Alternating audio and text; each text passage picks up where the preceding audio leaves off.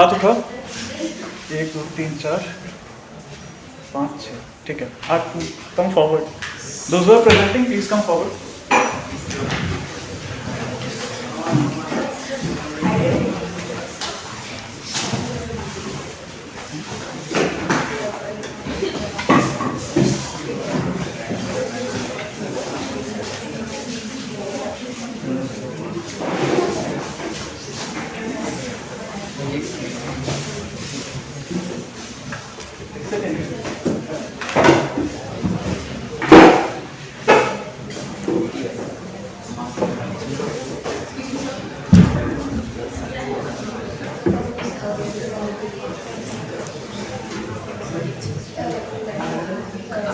Read करना allowed है?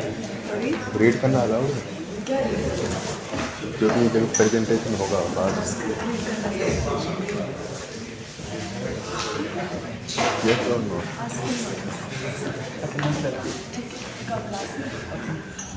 जब चल रहा होगा ना तो प्रेजेंटेशन रीड करना अलाउड है अगर वो प्रिंट आउट लेकर आता है तो? हाँ, प्रेजेंटेशन आप रीड कर सकते हैं। तो अलाउड है रीड करना? Okay, so welcome to your first tutorial. We are going to start with presentations. I hope all the teams are ready. We'll start with them first, and then we'll move to you guys, and then we'll move to you guys. Okay? Whenever you are ready.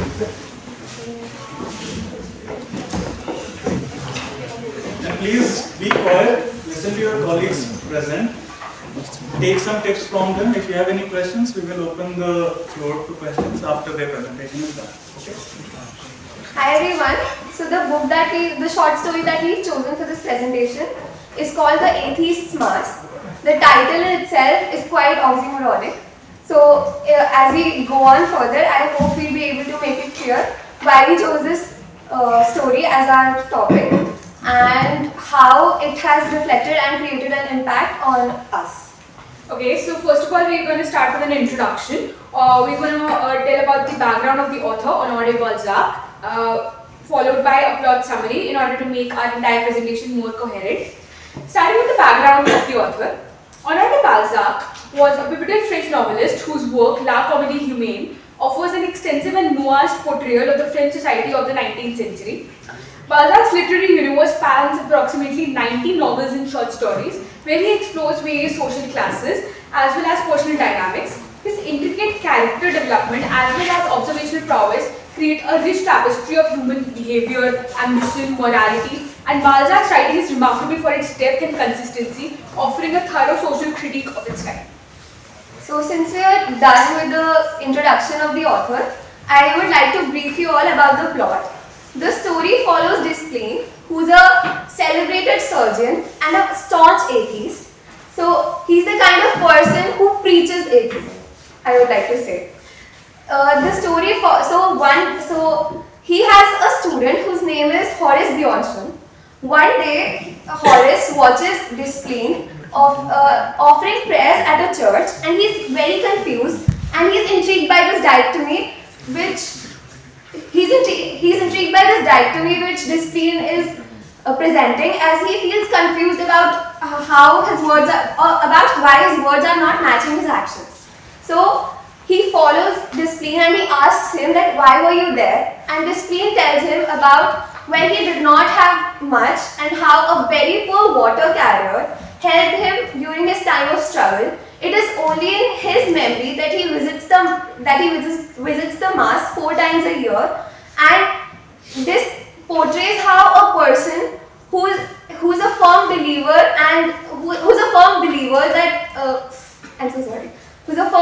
of atheism can change his ways in order to commemorate somebody and to value human relationships. Coming to the major themes and the narratives of this short story, we identify 5 major themes, being atheism and religion, faith and skepticism, human complexity, nature of sacrifice, and last but not the least, class and hierarchy in the French society of the 19th century. Starting with the first theme, that is atheism and religion. Atheism and religion are juxtaposed in the story, and Desplene's actions illustrate this particular tension quite well. Desplene attends a religious ceremony even though he is an atheist out of respect of Borgo. This paradox suggests that interpersonal connections and human behavior, human ties, can withstand ideological differences and emphasizes the complexity of the belief system and the human need for rituals. The way people maintain certain customs out of gratitude or respect or devotion to other individuals highlights the complex relationship between belief and behavior of individuals. Coming to the next theme which we identified was faith and skepticism. So the theme is highlighted by Desplene's attendance at Mass in spite of his skepticism. The narrative shows how a person can have both faith and skepticism at the same time and how they can coexist without essentially having a very neatly defined line between them. Desplene's act is motivated by a deep sense of obligation and respect for a friend, demonstrating how life experiences can influence behavior in ways that go beyond simple ideological classification. The third thing we identified was human complexity, which is quite aptly shown in this particular narrative. It conveys the complexity of the human condition. Desplene's persona exemplifies a combination of emotional complexity as well as logical skepticism, demonstrating how people frequently have deeper motivations than simple assumptions that are visible on the surface level. Because of this complexity, Desplene is a multi-layered character that reflects the experience of juggling opposite emotions as well as values in general human life, which shows that human beings are not black and white characters, they are in fact gray. Right. So another theme was the nature of sacrifice. In the case of Desplene, he decided to let go of his ego and his beliefs just so he could commemorate a friend who helped him when he had nothing.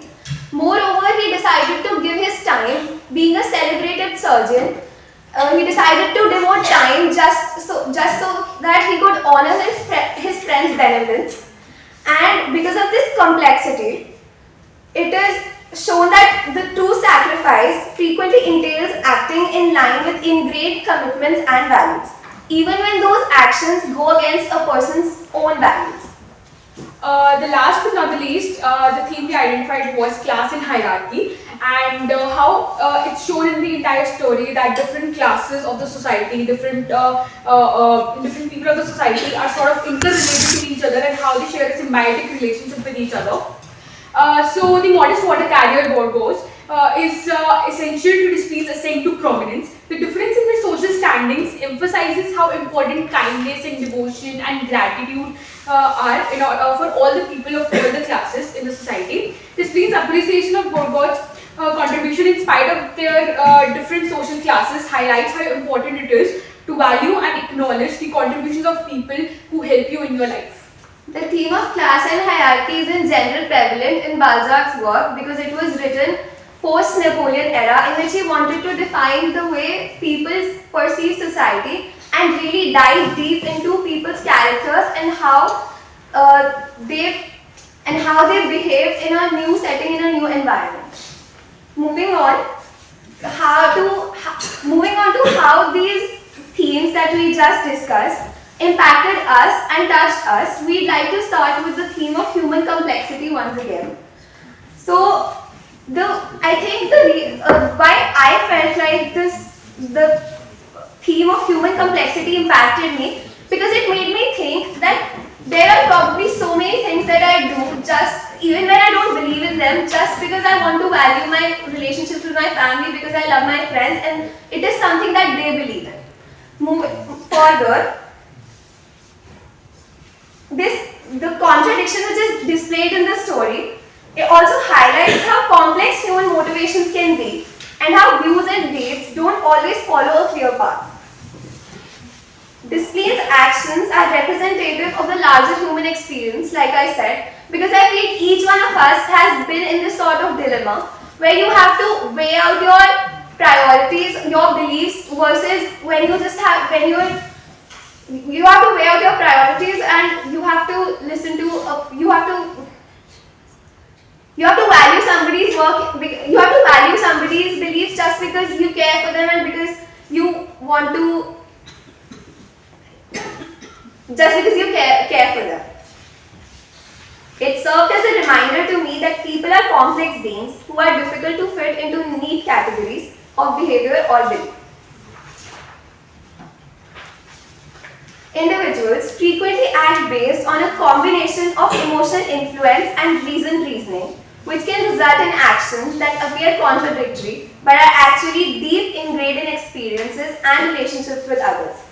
Displays duality also speaks to my own experiences of juggling opposing moral principles. My understanding of how individuals navigate their inner worlds and engage with the outside world has grown as a result of this insight, which highlights the complexity and richness of human nature. Coming to another theme which resonated with us quite well was faith and skepticism. Each and every individual needs a system, a set of ideologies and faith to hold on to while they are living their lives. So this theme actually struck a profound chord with me throughout the story. Displays participation in the religious rituals and acceptance of skepticism at the very same time illustrate the nuanced relationship between belief and doubt that is prevalent in human beings in general. His acts refute the idea that skepticism and faith are mutually exclusive and somehow show that relationships and experiences one gains to their life can produce a more complex interaction between these ideas.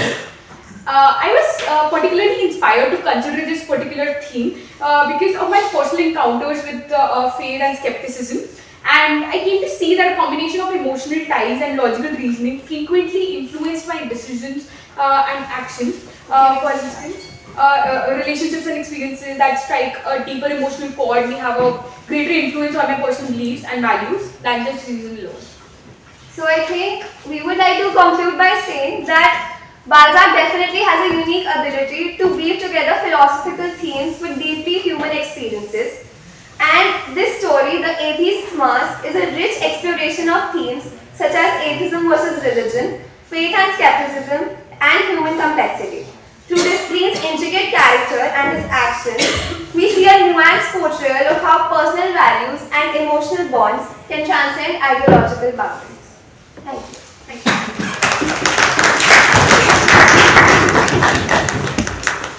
Any questions? Any questions? No questions? Any questions, Bala?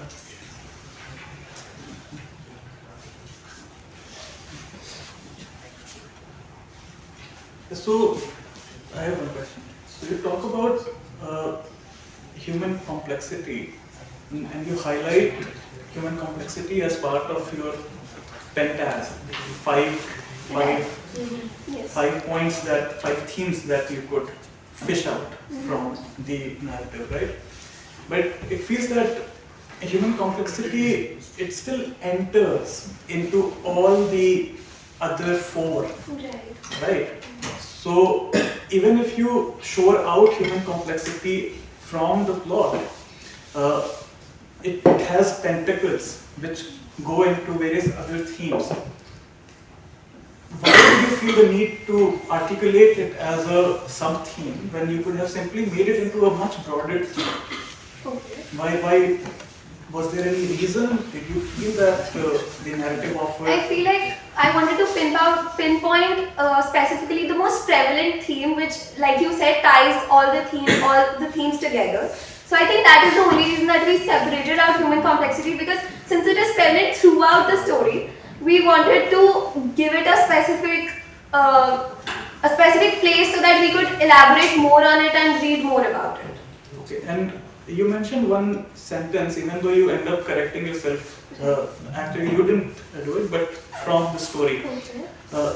You mentioned that it's very important for a person to hold on to certain ideology or beliefs. Right? Right. It is important for the person to hold on to ideology in order to function in a society, right? Because unless you hold on to certain beliefs, you perhaps will not be able to articulate your position. Yes.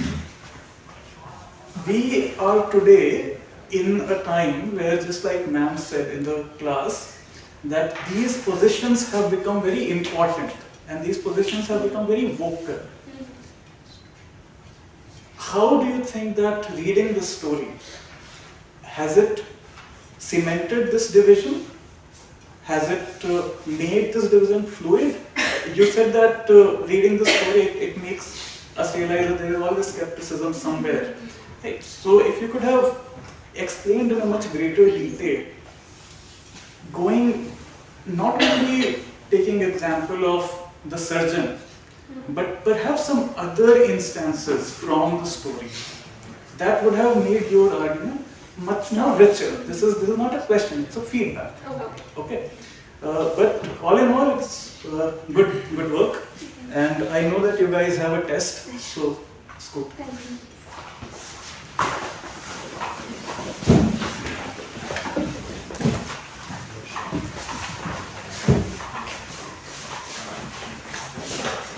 Hey.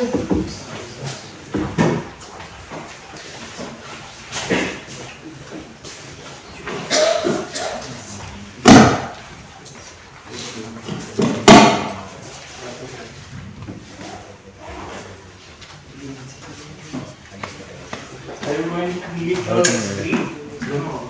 Presentation allowed नहीं है.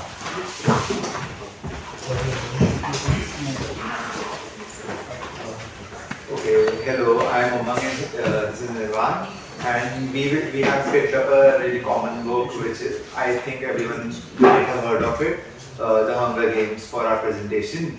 We will be talking about the plot, the first part. We will be talking about the plot, the themes, the symbols, and then our interpretations as a whole for the first book. Basically, the plot consists of a dystopian nation of Panem, consists of a wealthy capital ruling 12 poorer districts. As punishment for a past rebellion and as a way to demoralize the districts to stop social uprising, each district must provide 2 tributes, one boy and one girl between the ages of 12 and 18, selected by lottery, which is called the reaping, every year to compete in the televised Hunger Games. They must fight to death in a vast arena with the sole survivor rewarded with fame and wealth. Yeah, so that was the plot basically, and to go in further about like the certain keywords that we used. So the dystopian, so we said the dystopian nation, right? So what exactly is a dystopia? So dystopia is a society that is in some way like undesirable or frightening in the future. Right? It is literally translated as not good, bad place. It is the opposite of utopia basically. So it is a fictional future scenario. And we use the word panem, right? And why did the author arrive at the exact word panem? So in Latin there is a phrase called panem et circenses, which means bread and circuses. The phrase is used to like describe a generation of public approval through diversion or distraction. Right? So similar to this, in the book, the panem is like showcasing the capital in ruling over the 12 districts, which is like using this diversion and distraction as in the form of the Hunger Games. Right, so there are, like we have identified a lot of themes in this novel which we would like to go in further. So the first theme is power, right? And the main source of power in this novel is from the capital. And the Hunger Games are the ultimate display of the government's power, and they were designed to warn the people against the rebellion and to prevent them from rebelling.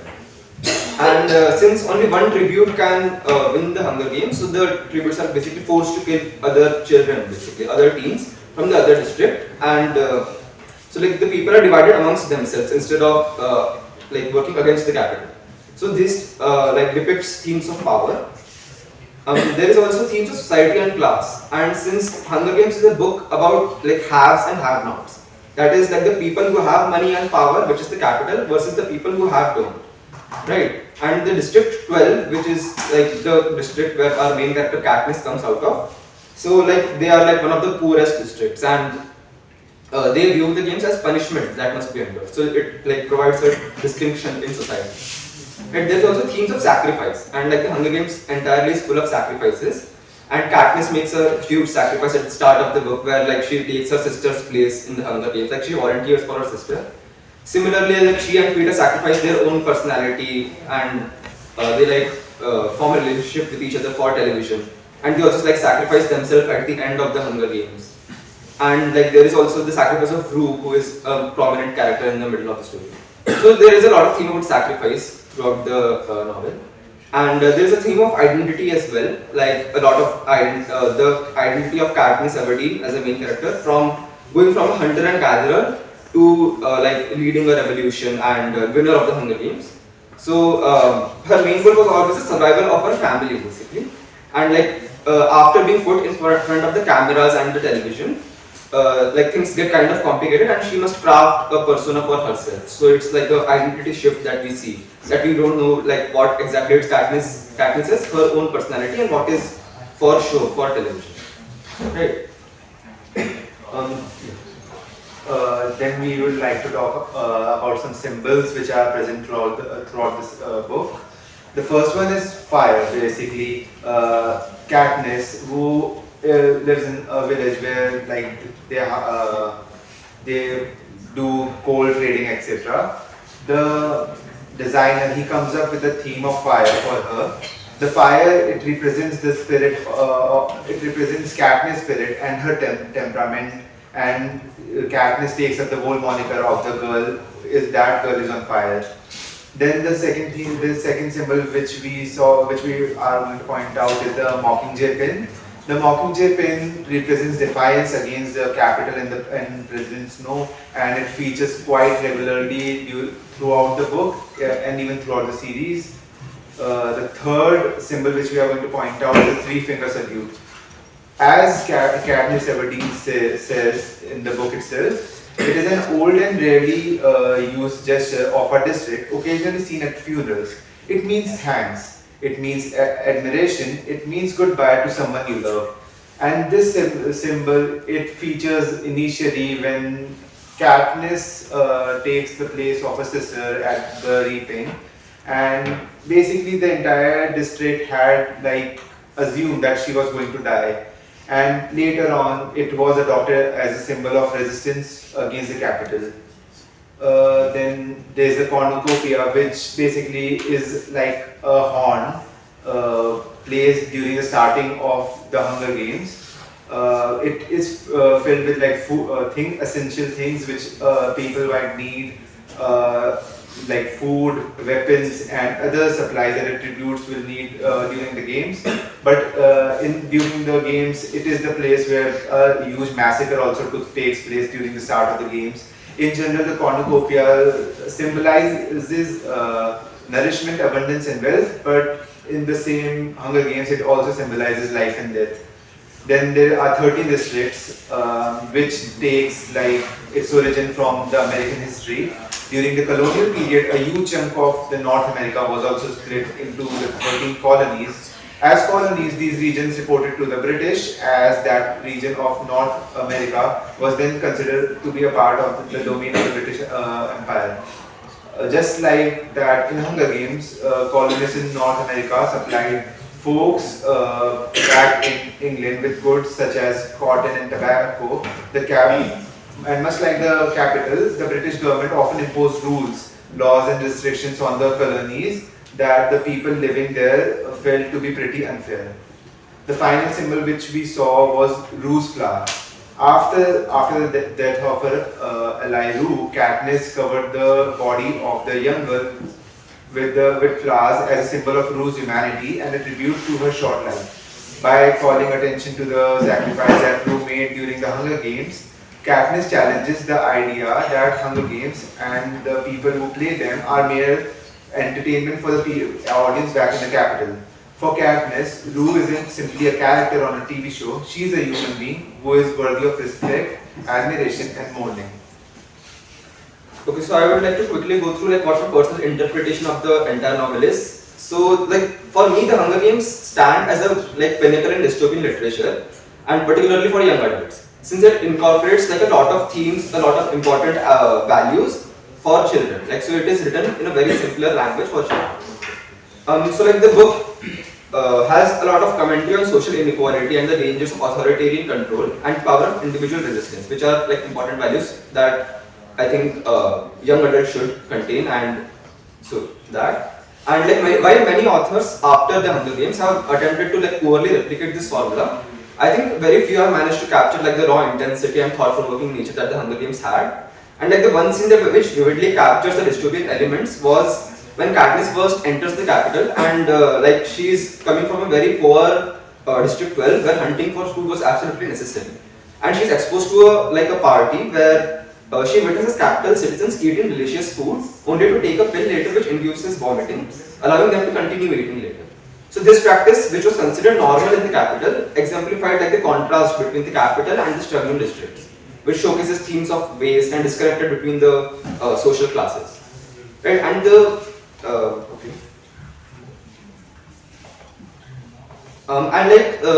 coming on to identity of Katniss, the main character, she has there was a love triangle throughout the book, which was between Gale and Peeta, and it was, I think, more than a love triangle. While Gale, the person who she was childhood friends with, he embodied her a part of her personality, which was the autonomy of and the monotony of the District 12 and the comfort of her old life, as compared to Peeta, who represented her new reality as a Hunger Games victor and a life of challenges and a life of strength. Right, so this added depth to her character and the overall narrative. And the book also had a critique on reality television and its potential exploitation, which I also enjoyed. So in conclusion, it transcends the typical young adult novel, and it has complex themes which I think resonate with readers of all ages. Which is why I think it has such a important impact on the pop culture. Talking about my interpretation, I'll be focusing more on my personal experiences while I was reading the book. For me, The Hunger Games has a special place in my heart. It was my first trilogy ever and my first major book series after Harry Potter. Buying this book wasn't a conscious decision for me. I remember going to a book fair, seeing the flashy cover and just grabbing it, urging my parents to buy this for me.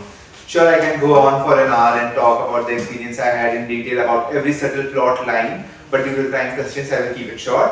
When I started reading it, somewhere around the age of 12 and 13, I hadn't read a lot of non-academic works, let alone fiction. The premise of Harry Potter had always fascinated me. For J.K. Rowling created a new world of fantasy from thin air, and I never thought anything would top it for me.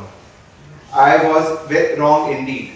The helpless District 12 and the depressing setting was something new for me. I had never read a melancholic and pensive book, and reading about the thoughts of a young girl around my age who just wanted to run away from everything, it baffled me. The book, it continued to surprise me.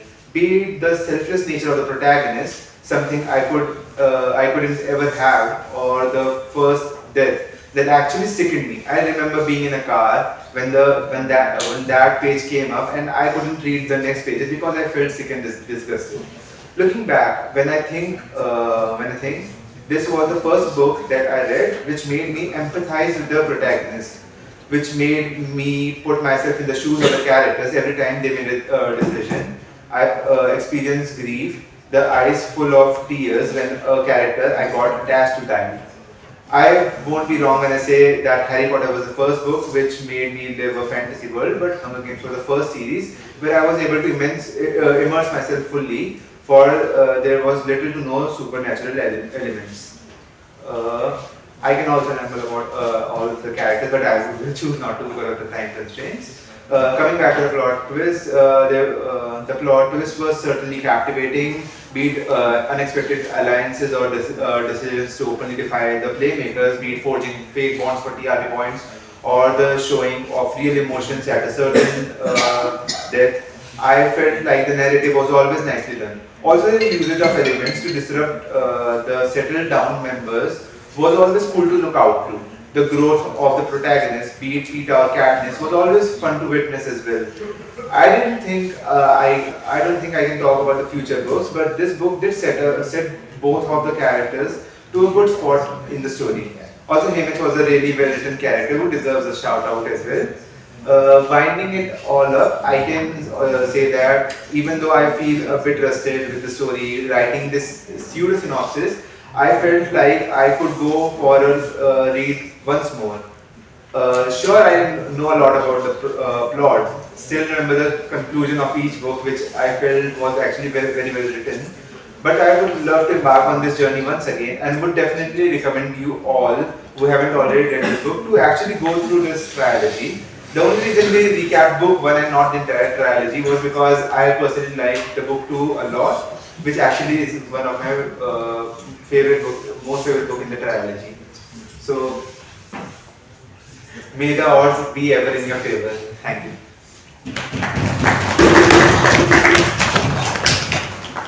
Are there any questions? Are there any questions? None? Anyone who Anyone who has read Hunger Games? The first book, at least, yeah? You like it?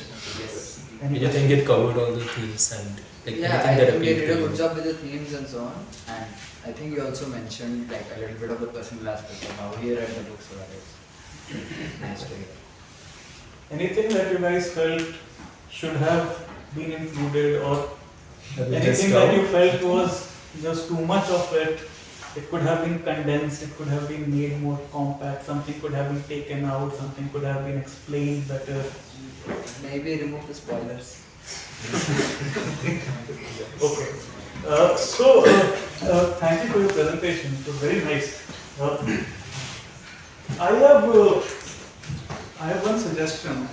Not a question. I think you have done good work, very comprehensively given us the idea of the entire book.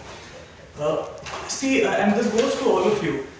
When you are making a presentation on a book, you don't necessarily have to do a wide presentation. You can also do a deep presentation.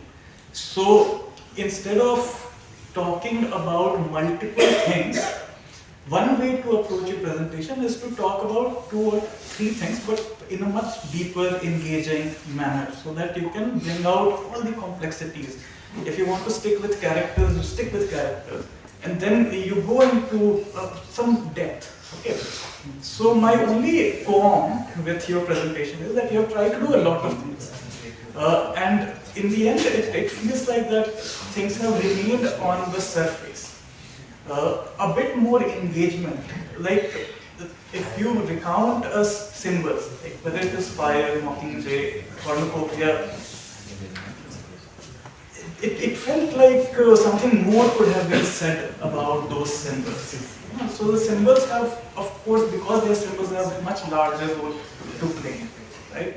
So that is something that you can think about, take care of in your later presentations, not in this course, but other courses. And overall, good work. I also like the way you have pointed out all the themes, because one question that came to my mind was when you put out the themes, for instance, say this is just an example of to elucidate what you just said. It is that when you talk about power and say society and class, you just talked about it as a brief overview. Say if you go into it a little deeper, you could.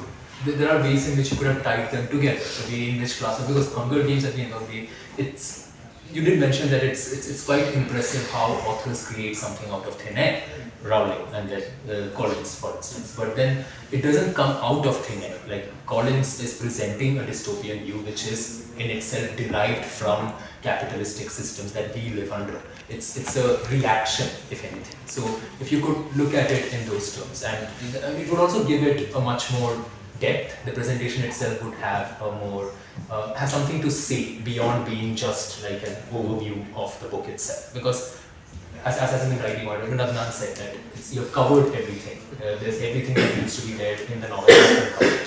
But then it's not been done fully. It doesn't seem to go into truth of the novel, for instance. So you did mention briefly about what appealed to you, but then also again you had to cut yourself short. You couldn't go into details. So instead of going into details in that regard, you could pick out, say, 1 or 2 things which spoke to you and why it spoke to you. It's just a pointer for the future presentation for anything else. And right now, I think they've done an excellent work.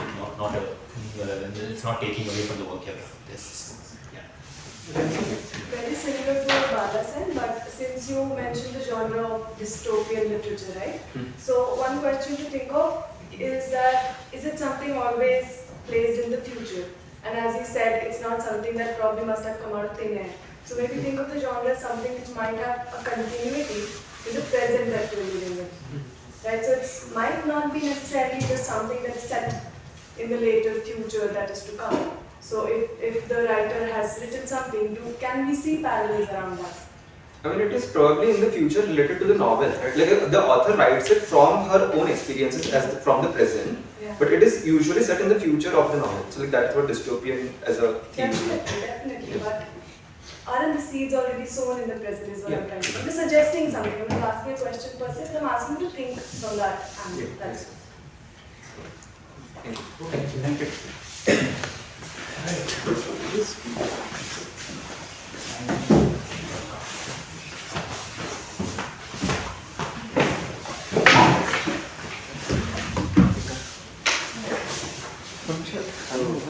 I'm Adnan and this is Meher. And I'll try and give you an idea of what I'm going to talk about in the next 10 minutes before we actually dive into the details. So first of all, we're going to be talking about Sherlock Holmes. So it's a very large piece of fiction. There's like 50 short stories or something. So we'll not go very deep into the details and so on. We'll try and talk about the narrative and how overarching things that like, go through the whole thing. So first what we'll do is I'll tell you like how it kind of defined a genre in itself by being like one of the first works in that genre, and then after that he'll give you some of the like context regarding how it was written. And the reason for that is that like we think that the narrative in this piece of fiction is basically dictated by two different things mainly. One is the context of writing and the other is the characters, like the recurring characters in the story. Just one thing. Are you focusing on one specific word? Have you mentioned which One specific? Yeah, I'll talk about it. Right. So like I said, it's dictated by two things. One is the context of writing, and the other thing is the characters in the story and the recurring things. And so we'll talk about it in these two lenses. And then after that, if we have time, we'll talk a little about the examples. So just to say, all of the examples that we give will be from the Hound of the Baskervilles, and like he'll give you some idea later about why we picked that one. But like coming to the first part of it, so the first thing I want to say is that like usually when we have genres in fiction, you have a lot of works belonging to one genre, and it's usually very difficult to pick out a work that kind of singles out all of the aspects of the genre. So if someone prefers maybe Lord of the Rings for fantasy, other people might prefer Harry Potter or A Song of Ice and Fire and so on, and similar for sci-fi and so on. But I genuinely think that when you talk about mystery, something that is at the very core of it is a work in itself, and it's like Sherlock Holmes. And like we'll talk about how he like paced his stories and how he set up points, like recurring points that allude to every like writing that comes under mystery itself. So, like I said, that is the first idea. And now he will come and tell you about some of the writing context that preceded the novel. Alright, so the context of this story mainly is that this piece came out at the height of Sir Doyle's popularity. After writing around 24 short stories and 2 novels around Sherlock Holmes, he attempted to kill off the character by writing the final problem. Now the problem with that was, there was a huge public outrage which took place when he tried to kill him off. People wore black armbands in protest and mourning. They cancelled subscriptions of The Strand, which was the newspaper in which these short stories used to come out as a column. And finally, after a span of 8 years, he finally gave in to the public eye, and then he decided to write The Hounds of Baskerville, and he started writing novels based on Sherlock Holmes again, and which finally ended with a total of 56 short stories and 4 novels. Today our goal will be mainly to analyze the writing and the narration. Along with that, also we'll try to make a case of why you should rush to buy this book as soon as possible.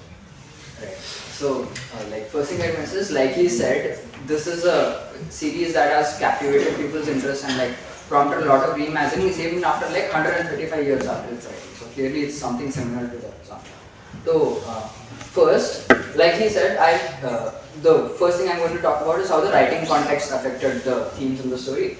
So basically, the things I'd like to focus on how like the writing context that you mentioned, the medium where it was written, and the audience that like at the time of reception, the audience.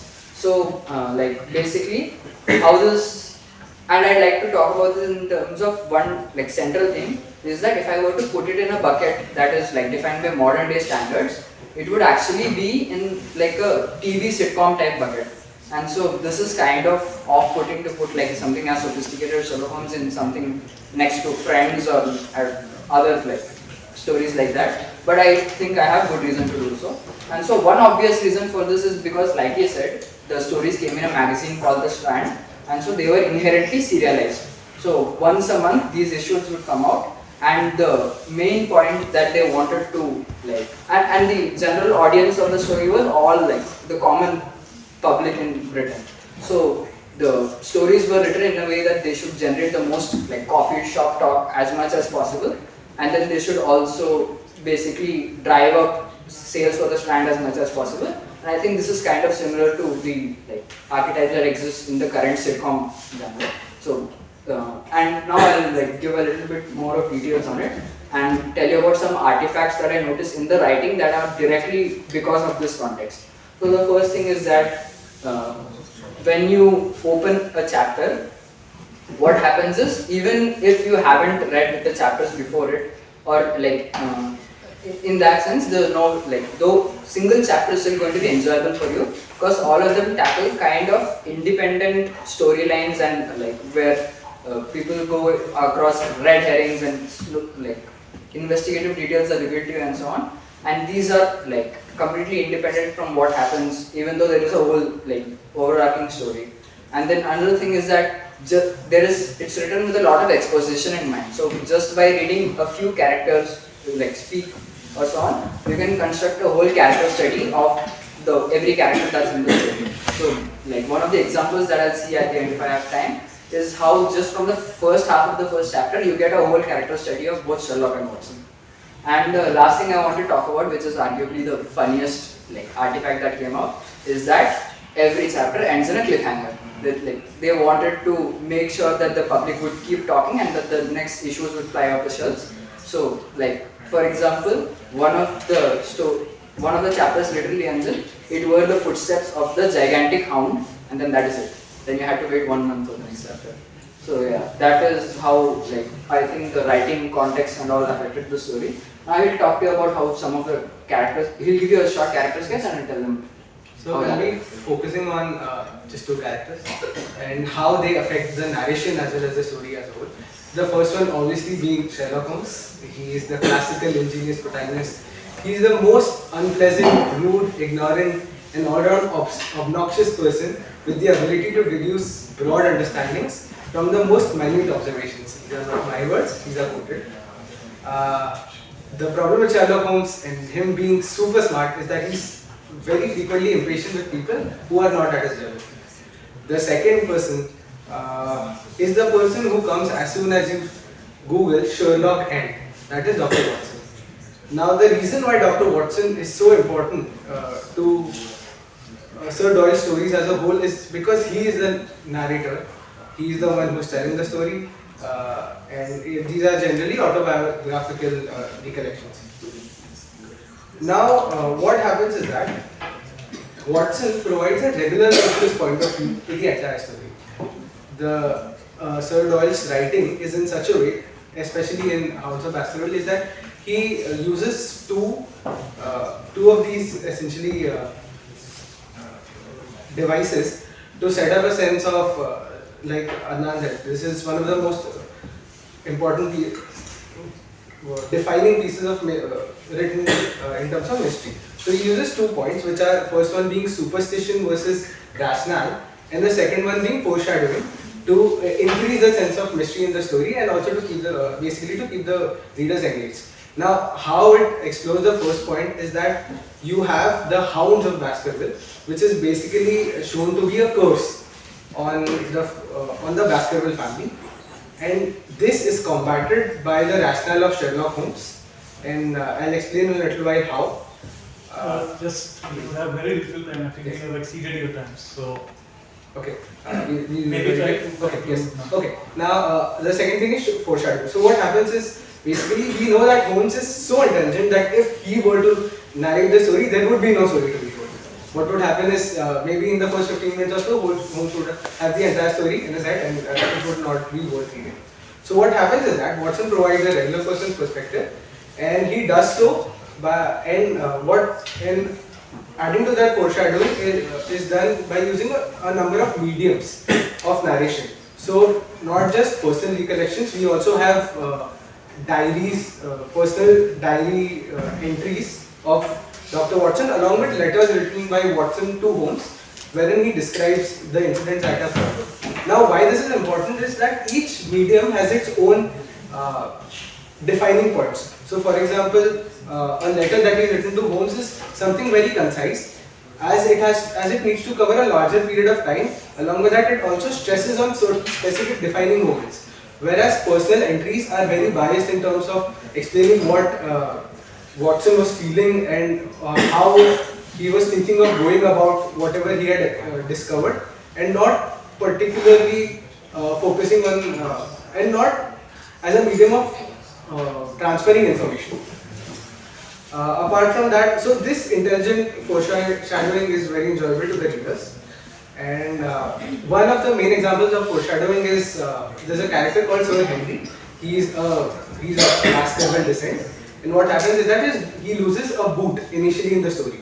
Now it is played off as a comical, as a joke played by the hotel that he's staying at, because the boot is returned the next day and a different boot is lost.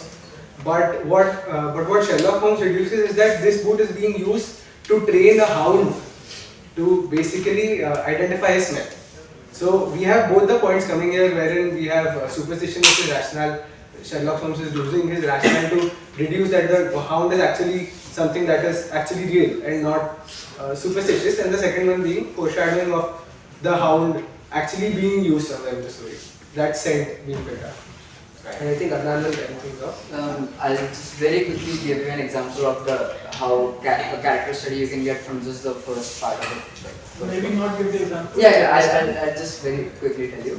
So the first first chapter basically shows you some amount of investigative ability of Sherlock, and also straight up exposits on what Watson's role is a character.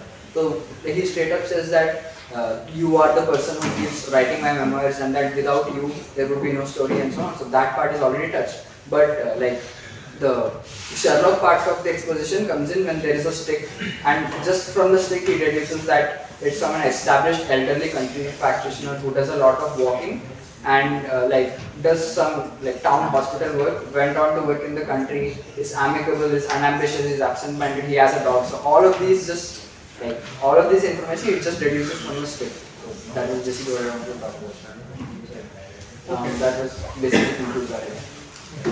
Thank you.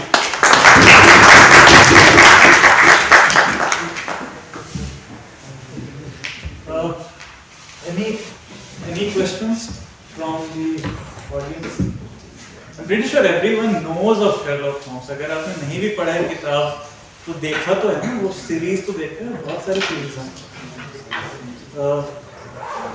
No questions? Brother, you want to go first? So, I like your presentation. My one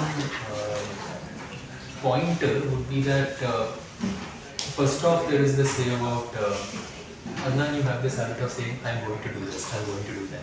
Cut that. You don't have to say what you're going to do, just do it. Because that eats a lot into your time, because you have grown over time. This is one of the things, and that you need to be more compact. Because going on in the future, with the other presenters, when you're given an allotted time, try to stick into it. You can go exceed by a minute at most, but try not to. It's just err on the side of caution. That's just one thing.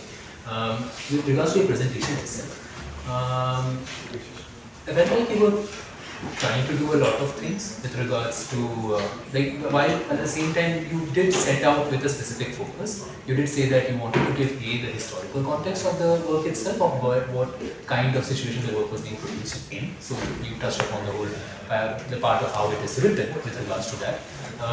But then again, it didn't go anywhere much deeper. It's also sure, Strand as a magazine, there is a certain need that is there in the background, but Doyle was not exactly the first person to do this. Like, it's been a tradition that's been there for a long time. Going back then, Dickens exactly would be the place where you can see Mark like a proper point of beginning, where he's the one who used to do this whole cliffhanger endings and then make people go back. And it's not something that's unheard of even today. Even today, when you don't exactly have magazine subscriptions, you still have works that run in terms of sequels. For instance, since we were just talking about Hunger Games and all this, the Song of Ice and Fire, the last book had the 2 massive battles and they still haven't resolved that. So you have these kinds of examples even running on today. But the only point is that it's, if you were to be more compact, if you had these thoughts written down, perhaps you would have had the time to also excel in terms of the matter itself. Because I feel that you limited yourself because you couldn't put it down coherently. That's the first part. The second part with regards to the characteristics of Watson and Holmes themselves. It's true. Holmes and Watson, they are these two characters who have been like, we have multiple interpretations of these characters, and also there's this difference. Since we are talking about the writing style and the characteristics itself, there is a difference in the I felt like your presentation talked just about the writing style itself instead of focusing more on how the narratorial voice impacts the story, because there is a marked difference between when Watson is narrating a story to when, say, Holmes himself does. I can think of Adventure of Lions, where Holmes tells you the story himself. And there, it's a very different kind of narrative. Because usually when you look at a detective story, there is this, you have someone in the middle relaying the story to the reader. Because if you take that person out of the equation, it becomes very difficult for the writer to write a detective story.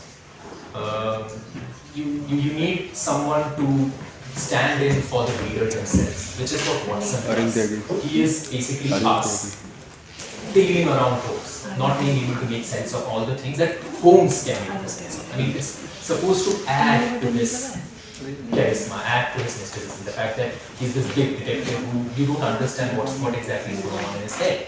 And so these were factors that you could have touched upon. You could have talked about how using Watson increases this bit. Like, the fact that Watson exists is for a reason. Why bring in this narrator?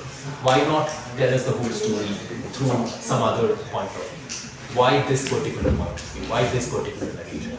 So on and so forth. So that is, in fact, would have also embellished your understanding of the character itself, because then Watson is not just a doctor, a retired army doctor who's come back and who's like forced to assist Holmes. He's also someone who has an active role in us, in involving, in bringing in us as readers into the story. So yeah, these are just pointers that you could have added upon.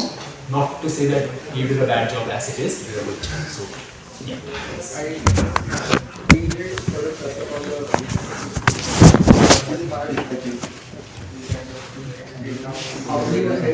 Yeah, you talk about that the story runs through like diary entries, letters. Yeah, you did mention that which is supposed to be.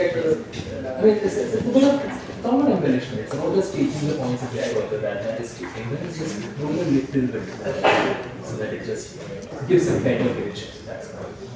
And just if you want me to take this off, No. So the entire point is that after you're doing the presentations, you're supposed to submit the writing. So we can just add it to that because we will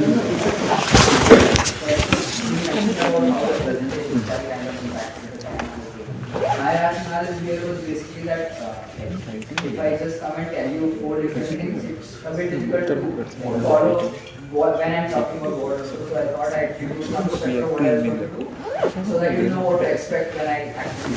I'm just trying to engage with the audience so that it's not you don't alienate them.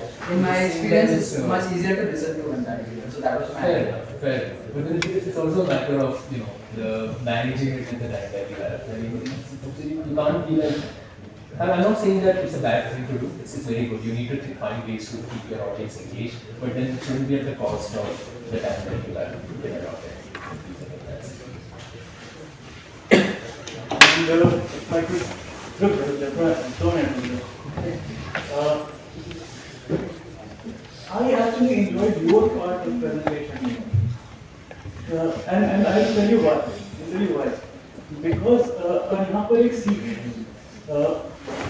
Because when Adnan you were speaking, and even though you had told us that what you were going to talk about, it was still quite abstract. So I was trying to understand that अच्छा Sherlock Holmes के बारे में बात हो रही है, but किस कहानी के Sherlock Holmes के बारे में बात हो रही है, किस नॉवल के Sherlock Holmes के बारे में बात हो रही है, कौन से वर्जन के बारे में बात हो रही है, ये सारी चीजें.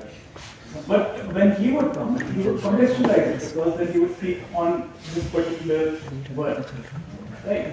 And I actually enjoyed listening to all the point that you made about periodized serialization, the point that you made about the relevance of Watson to Sherlock and all these. These are wonderful points, and I felt that his portion was more fleshed out. He went a bit deeper into. I don't know who wrote what. Okay, so maybe you wrote that thing and you were speaking, and maybe both of you joined your forces together to create the document. When you came to the book proper and talking about the technical parts, I thought it was quite well done. It was still superficial, something more could have been done, but at least you touched upon these things which we did not see in other presentations. That was one thing. And the second thing about, if you want to tell, and this is a suggestion from, you can think of me as an elder peer, not a teacher, but an elder peer to another junior peer. अगर आपको बताना है कि आप क्या कहने वाले हो, do it, but don't do it for the other person. कि अब ये क्या कहना है, right? So you are at full liberty to say that I am going to do this, I am going to do this, but maybe stop there.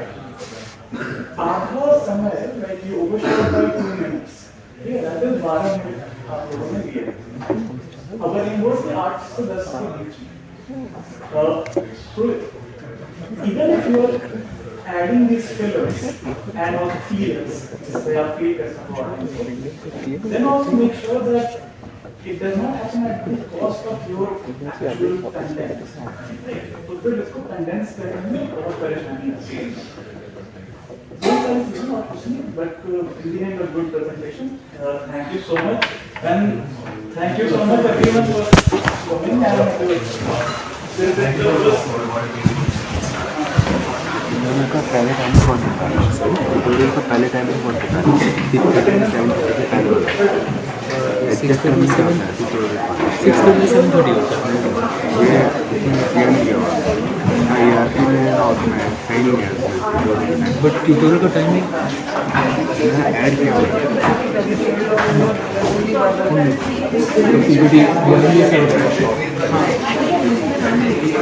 Tutorial का timing नहीं, like 6:30 to 7:30 is the tutorial time. उन्होंने सही नहीं बताया. तो क्योंकि initial के बाद तो इनिशियल ईमेल में है टाइमिंग, ड्यूट का टाइमिंग है. ट्यूटोरियल में है. क्या नाम है? सुमित कुमार प्रथमेश. इतने रेटफुल और मुझे 1.5 घंटा लगता है बहुत, क्योंकि आज मुझे लगा 10 मिनट में सब खत्म करते हैं, लेकिन 10 मिनट में नहीं होता. ये 3 ग्रुप का प्रेजेंटेशन होता है हर दिन. तो लेकिन एक को 10 टाइम में नहीं चाहिए. सबसे पहला the timings and the classroom.